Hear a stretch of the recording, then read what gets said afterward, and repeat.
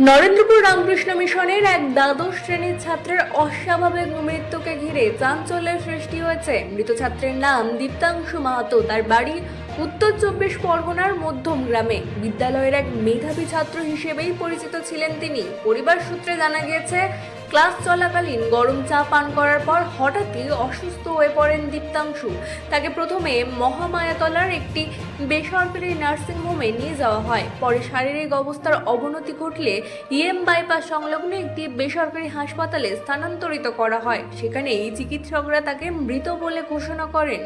ঘটনার পর ফুলবাগান থানায় একটি অস্বাভাবিক মৃত্যুর মামলা রুজু করা হয়েছে। পাশাপাশি মৃত ছাত্রের বাবা, যিনি পেশায় একজন আইনজীবী, ইমেলের মাধ্যমে নরেন্দ্রপুর থানায় লিখিত অভিযোগ দায়ের করেছেন। তার অভিযোগ, রামকৃষ্ণ মিশনের কর্তৃপক্ষের গাফিলতির কারণেই এমন মর্মান্তিক ঘটনা ঘটেছে। অভিযোগের ভিত্তিতে পুলিশ তদন্ত শুরু করেছে ইতিমধ্যেই। তবে এই অভিযোগের বিষয়ে রামকৃষ্ণ মিশনের কর্তৃপক্ষের কোনো প্রতিক্রিয়া এখনো পর্যন্ত পাওয়া যায়নি। পুলিশ সমস্ত দিকটা খতিয়ে দেখছে। Bureau report, রাতদিন news network.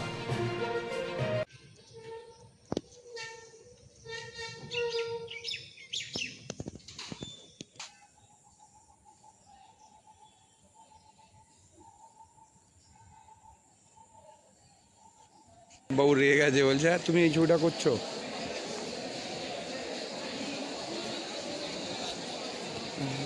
Record রাখতে হবে তো, কেন ওদের একটা আপনি আমার উপর দেখাচ্ছেন? তখন চুপ হয়ে গেছে। ওদের একটা আমার উপর দেখা হয়েছে। তাহলে আমি মিশনে রইলাম এসে।